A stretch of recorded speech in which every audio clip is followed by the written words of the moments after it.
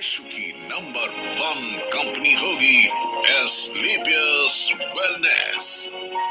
आप लोगों को ये बता दूं कि संजीव कुमार एक ऐसे शख्सियत है जो हर्बल प्रोडक्ट्स की दुनिया में एक क्रांति लेकर आए हैं और इन प्रोडक्ट्स को घर घर में पहुंचाना चाहते हैं। संजीव जी आपसे बहुत सारी बातें करेंगे। सबसे पहले तो मुझे ये बताइए, मैं बहुत ही क्यूरियस था ये जानने के लिए कि ये जो नाम है एस्क्लेपियस वेलनेस, ये आपने कैसे सोचा और इसका मतलब क्या है? एस्क्लेपियस वेलनेस का मतलब sir god of medicine. God of medicine? जी जी, ये ग्रीक के भगवान थे। अच्छा। तो जब मैंने सोचा कि मुझे ये काम करना है वेलनेस इंडस्ट्री में, तो वेलनेस इंडस्ट्री में हर्बल प्रोडक्ट्स के माध्यम से लोग ठीक होते हैं, आराम होता है, तो बस थोड़ा ऐसे लगा कि ये नाम बेहतर रहेगा, बेस्ट रहेगा।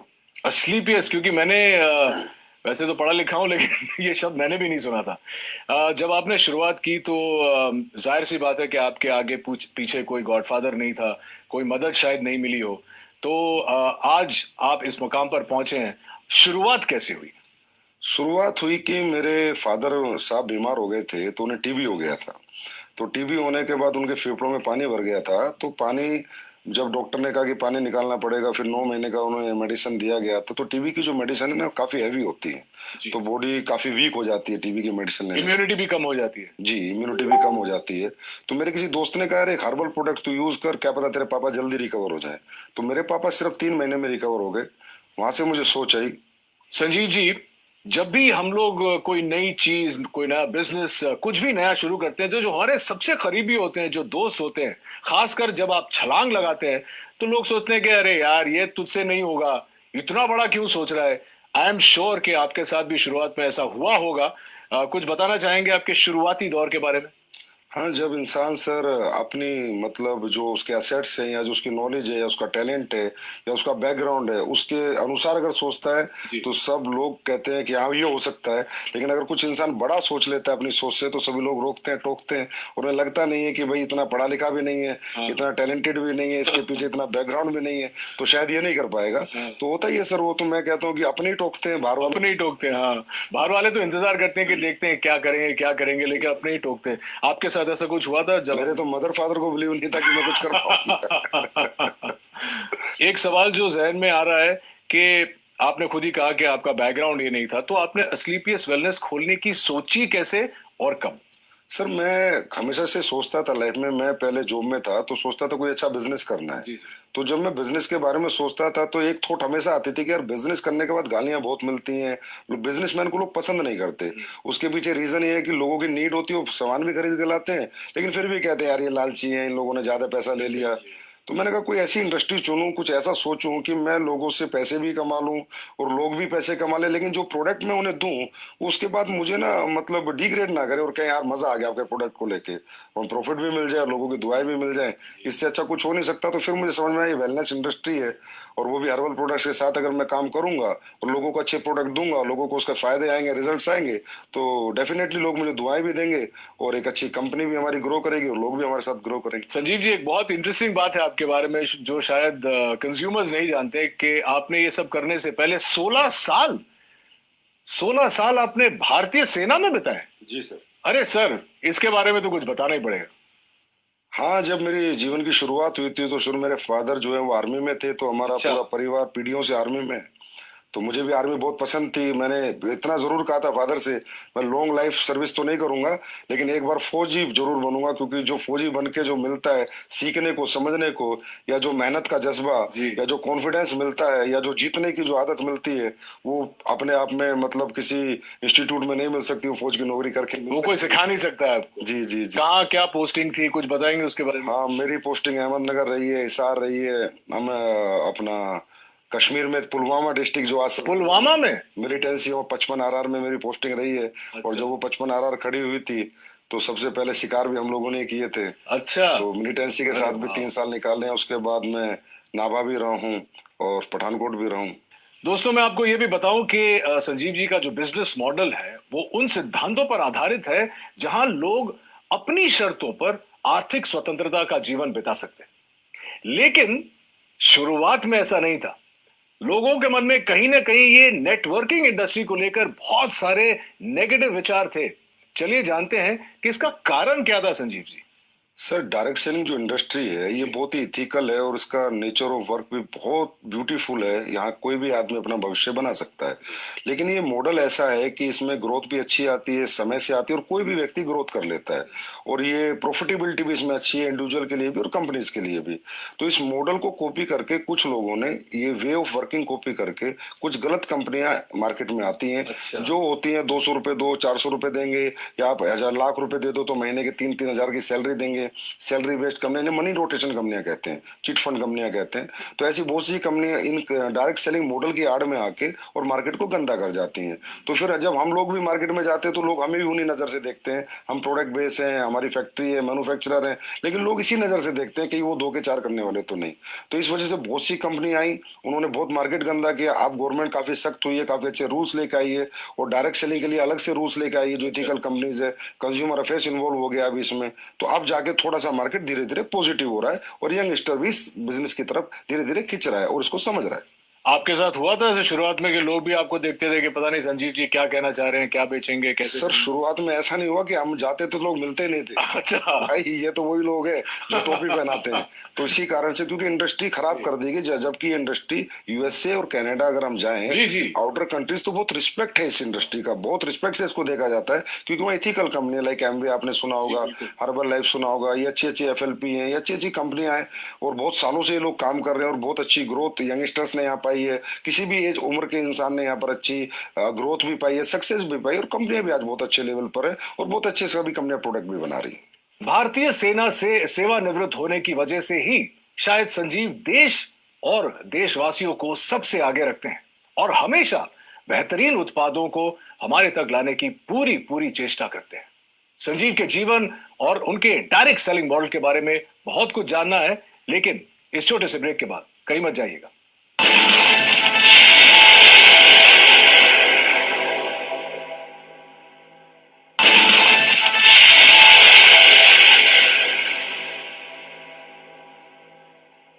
तो ये तो अच्छी बात है संजीव जी। तो ये बताइए हमारे ऑडियंस को कि इस वक्त आप किसी प्रोडक्ट पे काम कर रहे हैं या किसी प्रोजेक्ट पे काम कर रहे हैं। आपने मुझे अभी बताया कि आप कुछ लॉन्च करने वाले हैं, आप बताना चाहेंगे हमारे व्यूअर्स को? हाँ सर, प्रोडक्ट पे हम बहुत काम कर रहे हैं। अभी सप्लीमेंट्स पे हम काम कर रहे हैं, जैसे हर्बल पे हमने बहुत काम किया है, हर्बल पे भी काम कर रहे हैं। कुछ एडवांस लेके आ रहे हैं, कुछ एडवांस हर्बल प्रोडक्ट, कुछ एडवांस फूड सप्लीमेंट्स जो कि लोगों की हेल्थ के लिए अच्छे रहें, लोगों की वेलनेस के लिए अच्छे रहें। क्योंकि कहीं ना कहीं आजकल लाइफ स्टाइल डिजीज की मारामारी हो रखी है। हर इंसान लाइफ स्टाइल डिजीज से कहीं ना कहीं ग्रसित है और लाइफ स्टाइल डिजीज से इंसान तभी बच सकता है, एक तो अपना लाइफ स्टाइल सुधारे और कहीं ना कहीं ऑर्गेनिक की तरफ जाए, हर्बल्स की तरफ जाए, अच्छे सप्लीमेंट्स यूज करे। क्योंकि आज फूड में जो हम खाना खाते हैं उसमें इतनी सारी चीजें नहीं है, जो प्रोटीन मिनरल हमें चाहिए, जो कार्बोहाइड्रेट चाहिए, वो प्रॉपर मात्रा में नहीं मिल पाते। तो इसलिए कहीं ना कहीं सप्लीमेंट्स का भी सहारा लेना पड़ता है। तो हम लोग हमेशा ही एडवांस कुछ ना कुछ नया करते रहते हैं और हमेशा नया करते रहेंगे। हाँ, एक और इंटरेस्टिंग क्वेश्चन है, क्योंकि आप क्वालिटी की बात कर रहे हैं। अक्सर देखा जाता है, चाहे वो इंडस्ट्रीज में हो, चाहे वो सप्लीमेंट इंडस्ट्री में हो, रेस्टोरेंट्स में हो, जब शुरुआत होती है तो जैसे एक फिल्म का प्रीमियर होता है तो बहुत लार्ज प्रीमियर होता है।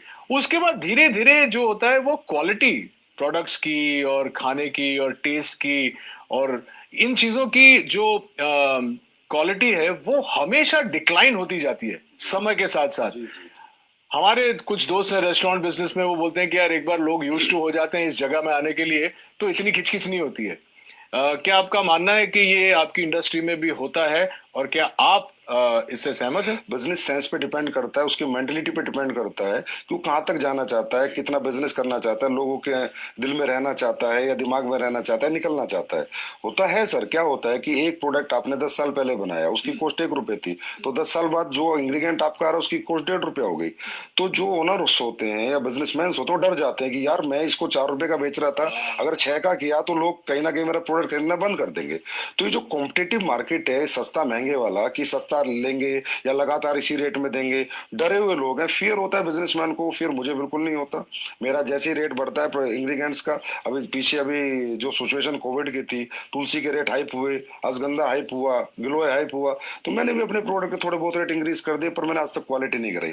6 साल हो गए मुझे, मेरे क्वालिटी में मेरा कोई कॉम्प्रोमाइज नहीं है।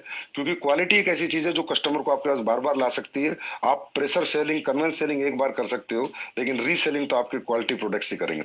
Fantastic, I am so glad कि आप ऐसा सोचते हैं, क्योंकि बहुत कम लोग ऑनेस्टली ऐसा सोचते हैं। और जितने मैं भी फिटनेस में हूँ और बिकॉज मैं एक्टर हूँ, मुझे देखना पड़ता है कि जो बेस्ट क्वालिटी मुझे मिले, चाहे खुराक से हो या सप्लीमेंट से हो, वो मेंटेन करना बहुत जरूरी है। I am very glad that you think like that. आपने डायरेक्ट सेलिंग के लिए आप कुछ भी सेल कर सकते थे, आपने हर्बल प्रोडक्ट्स ही क्यों चुने? सर हर्बल प्रोडक्ट चुनने का कारण ये है, सबसे पहला कारण तो मेरी फैमिली में एक ऐसी घटना हुई थी कि मेरे पापा को टीबी हो गया था। तो उनके फेफड़ों में जब पानी भर गया था, तो जो डॉक्टर्स 9 महीने का कोर्स देते हैं टीबी में, तो बड़ी हैवी मेडिसिन होती हैं, 1000 1500 mg की, तो बहुत वीकनेस आ जाती है लाइफ टाइम के लिए। तो मैंने ऐसी किसी फ्रेंड से पूछा, मैंने कहा यार कोई हर्बल में चीजें आती है, तो उसने मुझे एक सप्लीमेंट दिया था। मेरे पापा को मैंने दिया तो 3 महीने में मेरे पापा रिकवर हो गए। और मैं पहले ही सोचता था कि मैं जो भी कुछ बेचूंगा ऐसा बेचूंगा जहां मुझे लोगों की दुआएं भी मिले और मेरा बिजनेस भी चले और लोग भी कहीं ना कहीं खुश रहे। तो ये सोच के मैंने थोड़ा रिसर्च किया कि मुझे क्या बेचना चाहिए। तो हर्बल प्रोडक्ट्स क्या होता है सर, हमें 2 तरह के फूड होते हैं, एक गॉड मेड फूड, एक man made food. Biscuit, chow mein, Pepsi, ये सब कोल्ड ड्रिंक्स वगैरह जो भी चीजें हैं, ये सारे मैन मेड है। और एक गॉड मेड है, एप्पल, ऑरेंज, पपीता, ये सब भगवान ने बनाया हुआ है। तो हर्बल भगवान का बनाया हुआ है। तो मैंने सोचा इंसान भगवान की बनाई हुई जितनी चीजें यूज करेगा उतना फिट रहेगा, उतना फाइन रहेगा और वो ठीक रहेगा, बीमार नहीं रहेगा। वैसे भी हमारे देश में आपको पता है बीमारी बहुत ज्यादा है और बेरोजगारी भी बहुत ज्यादा है। तो ये दोनों चीजों को मद्देनजर रखते हुए मैंने ये सोचा कि एस्लीपियस बनाते हैं, बीमारी भी खत्म हो और बेरोजगारी भी खत्म हो।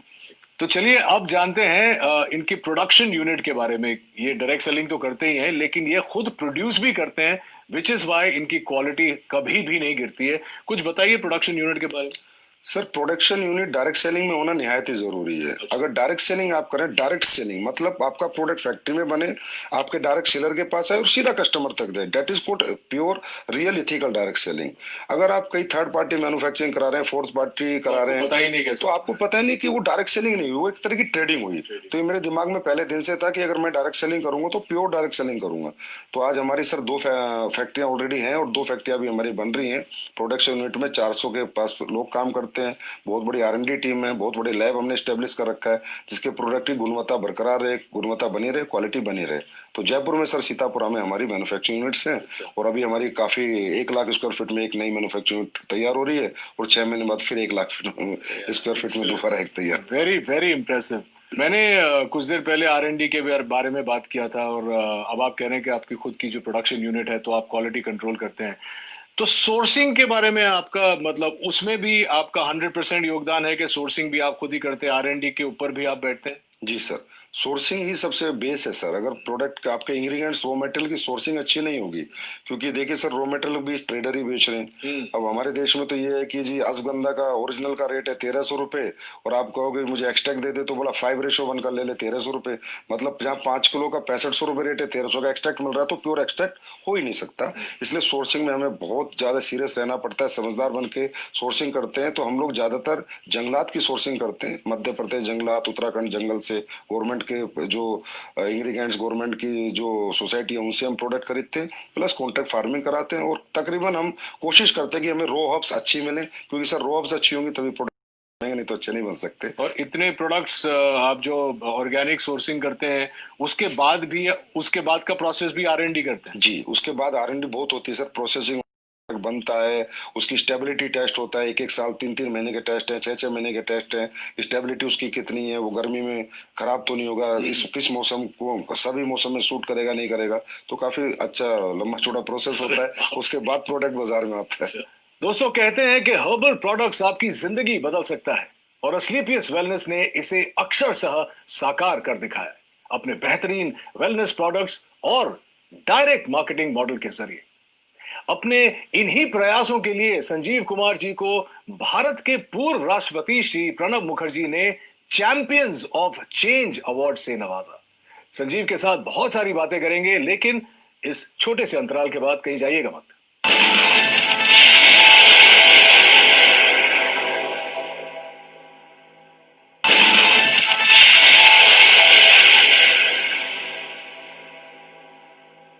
मुझे अब अपने एक्सपेंशन प्लान्स के बारे में और विदेशी योजना के बारे में बताइए। आप ब्रेक में बता रहे थे कि आप चाहते हैं कि ये आप वर्ल्ड वाइड ले जाएं, और तो आई एम श्योर कि हमारे ऑडियंस ये भी जानना चाहिए। जी सर, हमेशा से मैं ये सोचता हूँ कि जो हमारे इंडिया के पास सबसे बड़ा रिसोर्स है वो हमारे ऑर्गेनिक प्रोडक्ट्स हैं, हमारी हर्ब्स हैं, हमारी जड़ी बूटियां हैं, हमारे हर्बल प्रोडक्ट्स हैं जो सदियों से लोग यूज कर रहे हैं और उनके उनको रिजल्ट आ रहे हैं।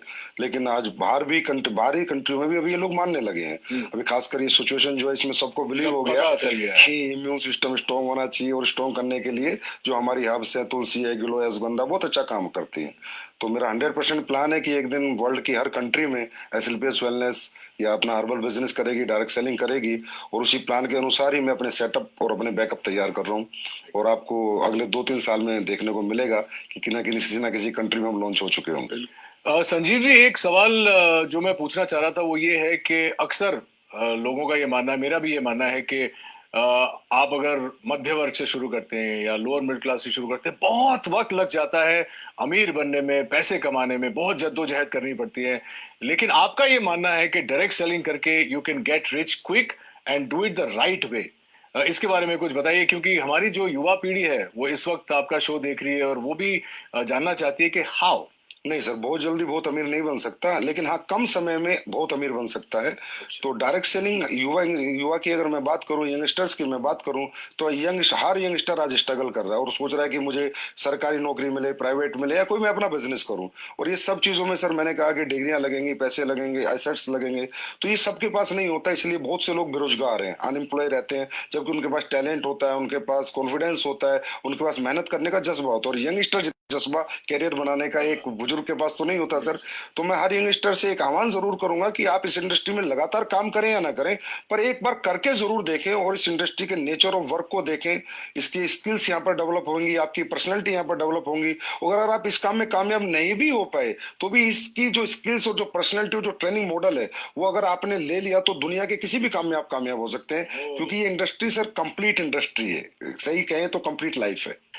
संजीव जी, यहाँ पे एक मानना है, शायद मैंने भी सुना है कि बहुत सारे लोग आ जाते हैं, जैसे आपकी बात सुन के मुझे देख के सब आ जाएंगे डायरेक्ट सेलिंग में, लेकिन बहुत जल्दी फेल भी हो जाते हैं तो मायूस होकर छोड़ के चले जाते हैं। उनके लिए क्या कहना चाहिए? सर रियली डायरेक्ट सेलिंग को हर इंसान को डीप नॉलेज नहीं होती, समझ नहीं पाता, क्योंकि एजुकेशन जो लेवल है डायरेक्ट सेलिंग का आज भी इंडिया में उतना प्रॉपर नहीं है जैसा होना चाहिए। लोग ये सोच के आते हैं कि ये कोई मतलब यहाँ पर फटाफट फटाफट आपके पैसे बन जाएंगे, 1-2 साल में आप अमीर बन जाएंगे। ये एक बेम्बू ट्री का प्रोसेस है सर। जैसे चाइना में एक बेम्बू ट्री होता है, 6 साल तक उसमें थोड़ी भी ग्रोथ नहीं होती, लेकिन 6 साल बाद इकट्ठा वो 60 फीट बढ़ जाता है। तो यहाँ पर क्या टीम बिल्डिंग है सर। अगर हमारी 2 की टीम है तो कम पैसे आएंगे, 4 की है तो थोड़ा ज्यादा आएंगे, लेकिन अगर हमारी टीम 40,000 के, 4 लाख के, तो बहुत ज्यादा आएंगे। लेकिन उस टीम मल्टीप्लीकेशन में बनाने में थोड़ा समय लगता है। एटलीस्ट मैं कहता हूं कि डायरेक्ट सेलिंग करने वाले किसी भी व्यक्ति को किसी भी कंपनी में कम से कम 5 साल देने चाहिए। उसके बाद उसे देखना चाहिए खड़े होकर कि आज मैं कहां पर हूं, मेरी क्या ग्रोथ है, मेरी क्या सक्सेस है। और सर कोई भी व्यक्ति अगर यहाँ 5 साल टिक कर इस बिजनेस को करे तो यहाँ इतना बड़ा मल्टीप्लीकेशन होता है सर कि वो इंसान की लाइफ का भी, इंसान की इनकम का भी, इंसान की पर्सनैलिटी का भी, कि ही विल मतलब वो एहसास करता है 5 साल बाद कि हाँ मैंने कोई अच्छा बिजनेस चुना और मैंने कोई अच्छी ग्रोथ पाई। 2 सवाल मैं जाने से पहले आपको पूछना चाहूंगा। सबसे पहले तो आप कोई संदेश देना चाहेंगे हमारे व्यूअर्स को अपने बारे में, या अपने मॉडल के बारे में, या अपनी एथिक्स के बारे में? मेरा यही संदेश है कि एसलीपीएस वेलनेस बहुत इथिकल और अपने प्रिंसिपल पे चलती है।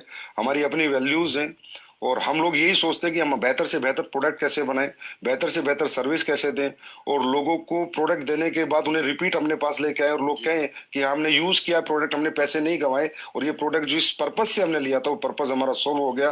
तो मैं कहूँगा एक बार तो एसलीपीएस पे पक्का बिलीव करना चाहिए हर व्यक्ति को। बाकी तो फिर हमारी सर्विसेज बताएंगे, हमारी क्वालिटी बताएंगी, तब लोग हमारे पास लगातार आएंगे। और 6 साल में हमारी ग्रोथ का कारण भी सर हमारी सर्विसेज और हमारी क्वालिटी। तो देखा आपने कैसे अपने छोटे से सपने को संजीव ने अथक प्रयासों और बुलंद हौसलों से इतना बड़ा परिवार बना। वैसे आपका परिवार जो है एसलीपीएस का कितना बड़ा है? अभी सर 9 लाख के करीब डायरेक्ट सेलर से, यूजर से, कस्टमर से। 9 लाख? जी सर। वाह! और इस 9 लाख के परिवार को हम और आप एसलीपीएस फैमिली की तरह जानते हैं। उम्मीद है कि आपको भी संजीव की कहानी सुनकर प्रेरणा मिली होगी। आज के हमारे अंक में बस इतना ही। अगले अंक में इन्हीं की तरह किसी और इंटरेस्टिंग शख्सियत से मुलाकात होगी। Till then, take care of yourself and please stay safe, maintain social distance and mask. This is Rohit Roy saying नमस्कार।